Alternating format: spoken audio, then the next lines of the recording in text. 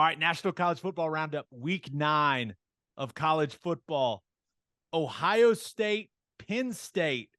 This was a game that was really good early, but the Buckeyes end up pulling away in just an avalanche offensively and defensively in the fourth quarter. They win 44-31 in Happy Valley. And Ted, I hope you loved the full Sean Clifford experience we got in this game. My goodness. Yeah, well, I don't know. I guess the only way to classify him at quarterback is volatile. It's a perfect word for him. Right? It's just you get some great and you get some wait, what? Yeah. I mean, he got off to an awful start in this game, and it looked like Ohio State was going to roll, right? A couple interceptions early for Clifford, but I'll give Penn State a little credit. Their defense settled in. They made some big plays in the passing game. Man, I thought, Parker Washington had himself a day now at wide receiver for the Nittany Lions, but there was also Ohio State made some mistakes in the first half. Like CJ Stroud, you can't take that sack before the half. You can't get no points there. And somehow, some way, even though it felt like Ohio State was a way better football team, Penn State was up 14-13 at the half. The third quarter, boring, uneventful. And then the fourth quarter was insane. So Penn State scored with 9:26 left to go in the game. They take a 21-16 lead. And after it was, a lucky penalty on a missed field goal, right? They called, illegal formation lined up over the center. I mean, spare me, Mr. Referee. But it was crazy. Penn State took all the momentum at that point, and it was all Ohio State after it. It made no sense. But yeah. I think it tells you a lot about Ohio State. Like, you remember the Golden State Warriors? Yeah. Like when it felt like that avalanche was coming? Yes. That is how this felt. It's like they hit 2 back-to-back threes, and it's like, oh no, here it comes. It just all happens at once. And I mean, it was unreal. Touchdown, pick six. I mean, it was such a massive momentum swing on the road for Ohio State. It was impressive, but the man of the day, right? Player of the game, JT Tuimoloau. You talk about a statistical day. My goodness. Just an insane day stats-wise for the DN. He's incredible. That's a big athletic dude now. Whoa. I know the way he moves, he looks way smaller than what he is. And I mean that as a compliment. That dude is a beast, and how they keep finding those edge guys there is just incredible. The Bosas, why am I drawing a blank? Washington Redskins, Chase Young, like they've been putting out some unbelievable guys from those spots, and it looks like he's the next in line for that. Dude is a beast. Yeah, he had a sack strip fumble. So first, he had a batted ball that ended up in an interception. He had 2 sacks, including one that was a sack strip fumble that he recovered. We call that the golden sombrero. Hit another fumble recovery, and then had a pick 6. I mean, his impact on the game was insane. I mean, it was insane. And CJ Stroud, he had some really nice throws in that second half. Marvin Harrison Jr. had himself a day, and luckily the Nittany Lions scored late and covered the spread. Because I picked him to cover on my betting show for the Bet Online stuff. But it was, I think the big takeaway is that fourth quarter where you see just how when it all comes together for Ohio State, man, watch out. Yeah, against a solid football team. Penn State still struggling to win the big ones, man. It's tough. Like they've got a tough slate to get through, right? You can't just be you can't be an okay football team and make it through that division right now, which, sucks for them, but that's just the nature of the beast, and probably will be as we continue to move forward. But just how it is right now, Ohio State, really, really good. I know you're a huge James Franklin fan, which is why I tracked down this little nugget for you. It comes from our buddy Brett McMurphy. James Franklin is now 2-15 straight up versus top 10 teams with 11 consecutive losses. Versus top 10? Versus top 10 straight up. Yeah, so not against the spread, just straight up. He is now 2-15, and he has lost 11 straight of those games. I'll say the same thing to the Penn State faithful. Close. One more raise and extension for Franklin, and you'll be there. It'll all come together. That's the key here. He's just not quite making enough money. I don't even really know what to say about this next game. Oklahoma State went to Manhattan and 48-0. I mean, 48-0. And listen, I know OU fans and OSU fans are going at it on Twitter. What was worth? OU's lost to Texas. Oklahoma State's lost to Kansas State. They're both awful. But I did not see this coming at all. Now, I thought K-State could win the game. But my goodness, Ted, like what? No one saw this coming. What the hell? No. It's Gundy's worst loss ever. Gundy's worst loss. Yeah, I can imagine. Like, yes, that is. I feel like this is not to make this about me, but I feel like this is whoever is in charge of running the simulation that we're currently in saw or heard my laughter at Will Howard and how he's looked as a backup quarterback and has decided to say, oh, really? You think it's funny that Will Howard's never lost a game and it looks atrocious every time he goes and plays for Kansas State?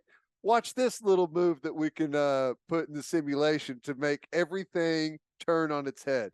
The guy looks unbelievable. Like, are we sure that Colin Klein hasn't just switched places and started, like, are we positive that that's actually Will Howard? Has someone verified that? They kept showing Colin Klein in the booth, and our man Brian LePack was sitting right next to him. I feel like this is like a little league situation where someone needs to go check a birth certificate. Okay. And I will be the first to admit, as recently as last week, I have talked about Will Howard needing to switch to tight end if he wants to play in the National Football League on my radio show on Sirius. I said that last week. And 296 yards, 4 touchdowns later, and a 48-0 win over Oklahoma State. Is it time that we start crafting our official apology to Will Howard? Do we get to hold on to it for one more week? They got Texas. Do we get to hold on to our beliefs about Will Howard? And is this a mirage? Are we being duped? Because he's looked great 2 weeks in a row against 2 really good football teams. I know what happened to Oklahoma State. They didn't look good. That's a good team. TCU's a good team. Yeah. And he's looked awesome at quarterback, not tight end, at quarterback. Right. I'm ready to craft the apology now. Okay. I'm sorry. And maybe the whoever's running the Matrix, whatever, is going to laugh at me whenever I switch my opinion and be like, hey, my fault. The dude's unbelievable. Let Texas go up there and get the win, and he throws 4 interceptions. But I'm sorry. From what I've seen from him the last couple of weeks and what I know about Kansas State as a football team, there ain't no way Texas is going to win that football game. this is this is something we need to talk about. What does Chris Kleiman do moving forward? Because to me, you can't go back to Adrian Martinez with the way that Will Howard's looked the last 2 weeks. And I know Adrian Martinez, he's got all the respect in the world from the guys in that locker room, but that offense has opened up. Yeah. I mean, the passing game, it's like Will Howard is pushing it down the field and looks good doing it. Like all of a sudden, Kurt Warner's kid is just a baller. Malik Knowles looks like the guy that you and I thought he always was going to be. Yep. All kinds of explosive plays. That's opening stuff up for Deuce Vaughn. I mean, they had touchdown plays of 38, 62, 31, and 41. Kansas State, I mean, they gashed Oklahoma State's defense. I mean, Deuce Vaughn, and it's all tied together offensively, right? You're throwing it down the field well, okay. Hey, maybe we got to loosen up some coverage. Okay, we'll run it. You want to play two deep safeties? We're going to run it. Deuce Vaughn had several runs. He's untouched onto Oklahoma State safeties, like 12 yards down the field, full speed, running right at him. I was just like, oh my. It was crazy to watch. Yeah. Well, we were all on the plane watching it going, what the hell is going on here? I know it. Well, when it first started, we were doing the post-game show and 7-0 Kansas State. Oh, dang. And then Deuce Vaughn rips off a long run. 14-0 Kansas State. Oh, wow. It's going to be hard for Oklahoma State to get back in that. 21-0 Kansas State. 28-0 Kansas State. 35-0. It was like, whoa, what is happening? That's crazy. Once that thing starts rolling like that and that crowd, I guarantee you that place was insane. As loud as 55,000 people can get, it happens whenever they put games together like that in Manhattan. So, yeah, you got to go with Will Howard right now till you have the like you can't put Adrian Martinez in there until there's a reason to put him in there. You just can't. I think it's very similar to the Max Duggan and Chandler Morris situation. Exactly. Yep. I mean, Will Howard has gone in because of Adrian Martinez's injury, and the man has balled out. Now, he hadn't been perfect, but he's played really, really well. A couple more thoughts on this game. Spencer Sanders taking a lot of heat for this one. I don't know what the guy's supposed to do when your offensive line can't block. And it wasn't like the run game, non-existent.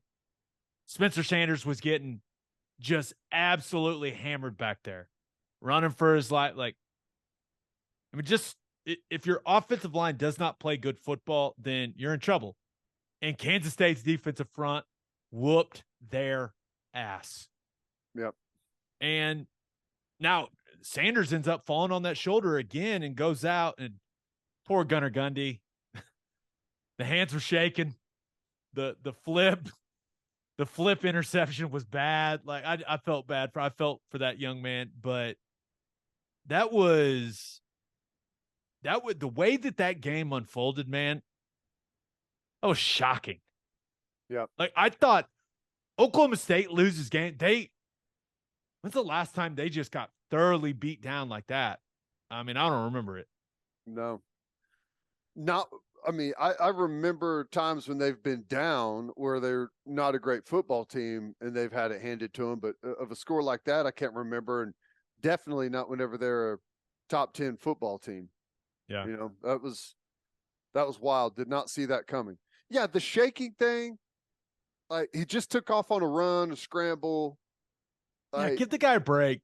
He's got. I know adrenaline. People think it's funny, but it's just like, hey, give the guy a break. When you've got that much adrenaline like coursing through your body, and you take a shot, like it's not that big of a deal. But here's the thing, man. That's why quarterback is so hard to play.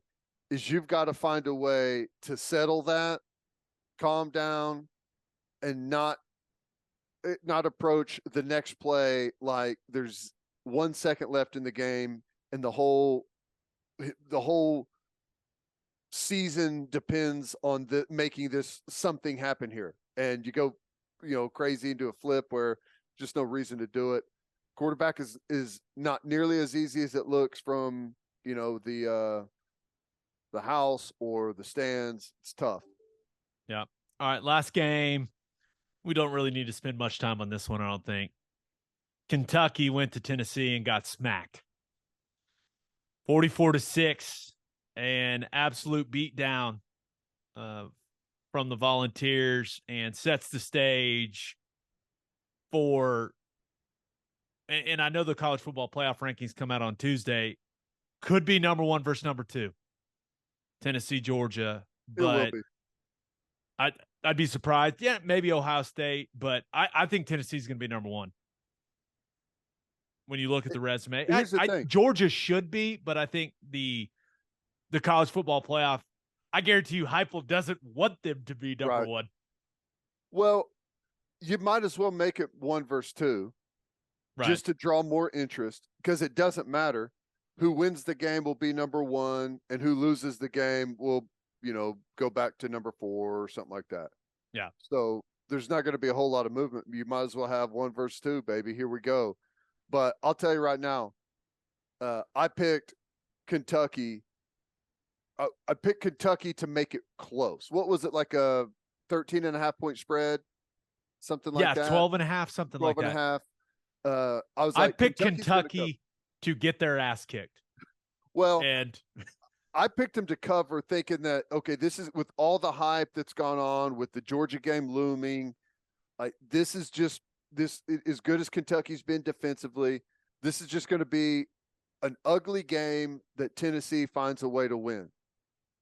It took all of about 3 seconds into Tennessee's entrance before I was like, Kentucky's about to get their ass kicked. That was unbelievable. The entrance, which has to be up there in the best in college football. We were watching this on the team flight home. You turned around to me and you go, "Do you see Tennessee's entrance?" I go, "Yeah, they're going to roll them." Like, it was incredible. Fireworks. They lit up the tee. I mean, that thing. Now, hey, that early in that game, Kentucky was running the ball well with Chris Rodriguez, scored, but that was it for the Kentucky offense. I mean, Tennessee's defense pitched a shutout the rest of the way on Will Levis, who did not look great.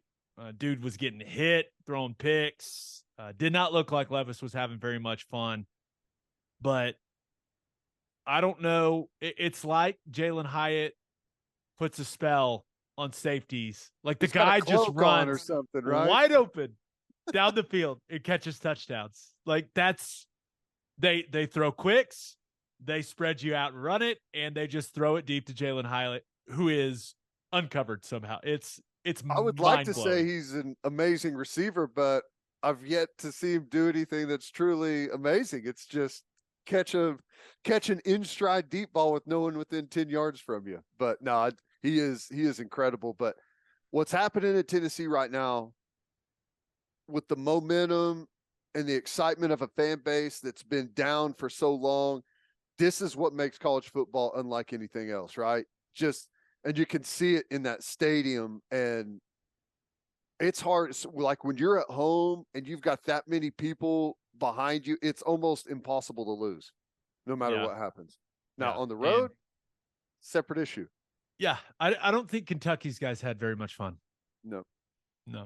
The black jerseys, I think I like them. I'm still trying to decide, because I really like Tennessee. Like, on the spectrum of orange, like, Tennessee's orange is, causes the least negative reaction for me. So but the black and orange, I'm trying to, so I struggled with them. The black makes the orange sharper. It's typically, it lands a little softer on the retina. Yes. It doesn't give you the traffic cone feel. It makes me, it's like, oh, sherbet, delicious. Kind of welcoming. But when you put black around it, it goes back to being that sharp, contrasting orange.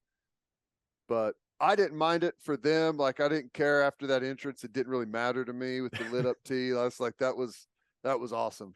That was really cool.